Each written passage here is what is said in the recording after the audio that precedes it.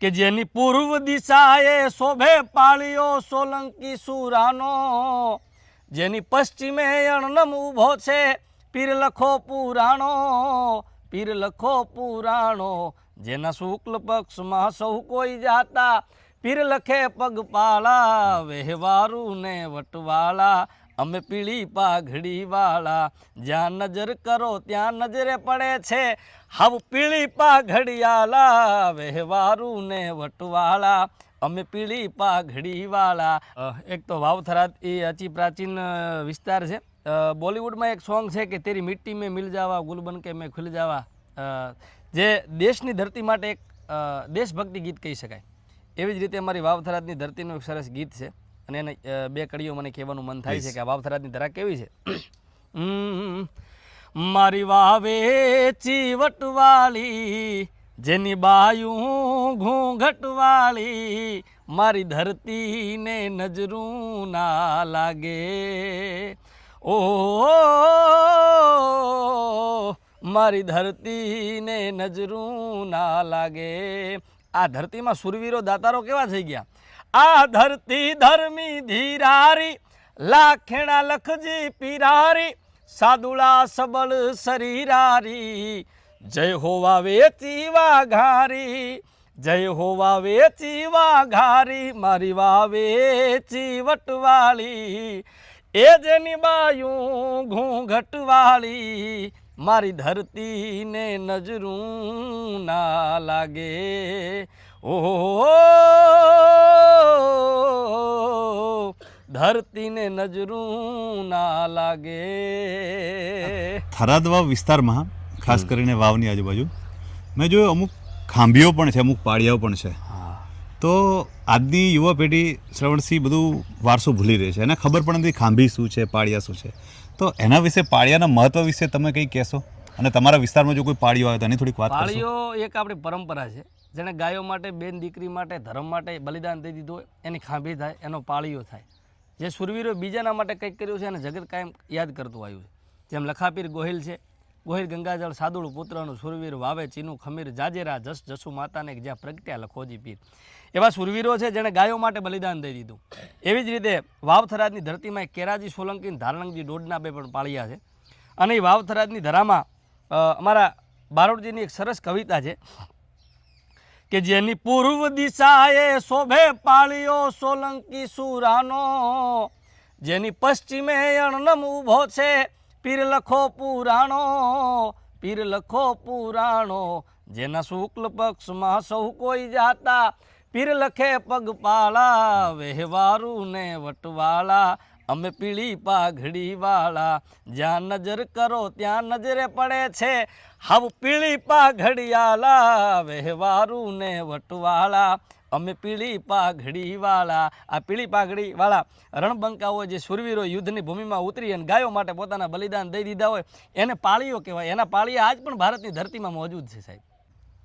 સુરવીરોની ભૂમિ છે. કેરાજી સોલંકી એક એવા મહાપુરુષ, એવા એક વીર પુરુષ હતા જેના લોહીના ગુણ હોય ને એ દુનિયામાં કંઈક કરી શકે. પછી એનું ચહેરો કે એના એ મહત્ત્વ નથી કરતા, કારણ કે હવે તો ઇંગ્લિશનું મહત્ત્વ વધી ગયું છે દેશમાં. એટલે હું તમને બે શબ્દ કહું કે beautiful face is not important પણ beautiful heart is most important. સુંદર ચહેરાની કંઈ કિંમત નથી. એ તો કાલે તમે તડકામાં નીકળો એટલે કાળો પડી જાય, ડાર્ક થઈ જાય, ધૂળ ઉડે મેલો થઈ જાય. પણ જેનું હૃદય ચોખ્ખું હોય ને એને જગત કાયમ યાદ કરતું હોય છે. દુનિયા માટે જેને કરી છૂટવાની, જેને બીજા માટે કંઈક કરવું છે એને દુનિયા કાયમ યાદ કરે છે. જેણે બીજા માટે કંઈક કર્યું એવા કેરાજી સોલંકી, જેણે વાવ સ્ટેટ માટે પોતાનું બલિદાન દઈ દીધું. અને એક ધારણંગજી ડોડ કે જેના 52 જણા પરિવાર સહિત બેન દીકરીઓ સાથે વાવની ધરતી માટે પોતે ખપી ગયા.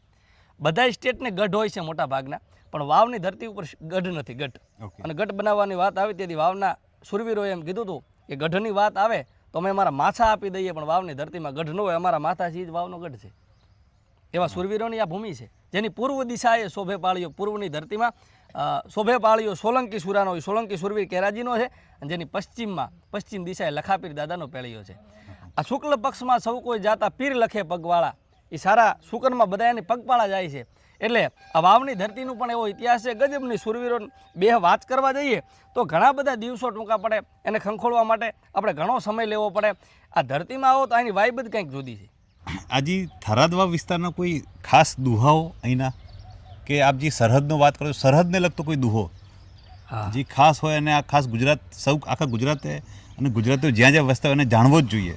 અમારા વીપીસી કરીને એક પોલીસમાં ફરજ બજાવે છે, બહુ સારા કવિ છે, મારા મિત્ર છે, એમણે એક રચના કરી છે કે રણકાંઠાની વળી ભોમ પર સરહદે શિવના નાદ ગાજે અને જેનો મૂછાળો પ્રભુ શોભતો માદળે અનનમ પાળિયા ઊભા આજે સંત દાતારને સુર અડાભીડ શોભતા જોને ધરા પર વાવ રાજે જેની નમણી નારીયું લાજપેર વેશમાં રાખતી મર્યાદા રીત કાજે રક્ષા કરતી વંદુ વરુડી તણી સોરઠ ધરાની ભગીની ભોમ તને ધન્ય હો ધન્ય વાવ ધરણી ધન્ય હો ધન્ય થરાદ ધરણી. બાપુ હમણાં તમારું લેટેસ્ટ સોંગ આવ્યું મૂછાળો શ્યામ. હવે મૂછાળો શ્યામ એટલે એક યુનિક નામ છે, એટલે મને લાગે છે આખા ભારતમાં એક જ જગ્યાએ હશે. એના શું કહેવા માંગો છો? હા, મૂછાળા ભગવાન કૃષ્ણ પરમાત્મા છે ને આખી ભારતની ભૂમિમાં એક જ જગ્યાએ છે અને એ છે વાવ થરાદની ધરતી ઢીમા ગામમાં, ઓકે, જ્યાં મૂછાળો માધવ બિરાજે છે. અને વાવ થરાદની ધરતી છે એ સરહદને કાંઠે આવેલી છે, બોર્ડર નજીક. એટલે બોર્ડરની નજીક રહેવું હોય ને તો મર્દ પુરુષ થઈને રહેવું પડે, અહીંયા માઈ કાંગલાનું નમાલાનું કામ નથી. રાઈટ. એટલે અમારો ભગવાન પણ એમ કહે છે કે ક્યાંય સરહદની સાથે રહેવું હોય ને તો વીર પુરુષ થવું પડે. અને એના માટે જ અમે હમણાં થોડો સમય પહેલાં બહુ સારા એની રચના કરી અમારા વીપીસીએ, અને મેં એની કૃપાથી એને સ્વર આપ્યો છે.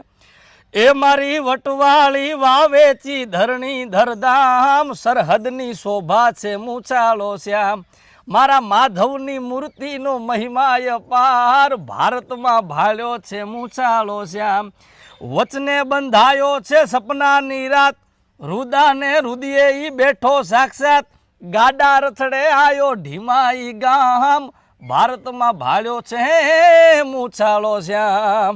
હવે સંધ્યાનો સમય છે, આપણે તમારી સાથે વાર્તાલાપને પૂર્ણાહિતી તરફ છીએ, તો એક સરસ નાનકડું કંઈક ભજન એવું આપ કરો કે બધા આપણે સાંભળીને લીન સાથે આ કાર્યક્રમની સમાપ્તિ કરીએ. એક સરસ ભજન કે જે લોકોને ઊંઘતા જગાડે.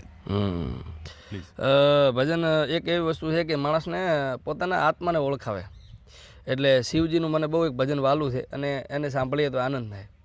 કૈલાસ કે નિવાસી ઓ કૈલાસ કે નિવાસી નમ બાર બાર હું प्रभु बार बार हूँ आयो शरण तिहार प्रभु तार तार तू बखान क्या करूँ मैं राखों की ढेर का चपटी भभूत में खजाना कुबेर का बखान क्या करूँ मैं राखों की ढेर का चपटी भभूत में खजाना कुबेर का हे गंगधार ओ हे गंगधार मुक्ति द्वार ओमकार तू शिवजी ओमकार तू आयो शरण तिहार भोले तार तार तू प्रभु तार तार तू.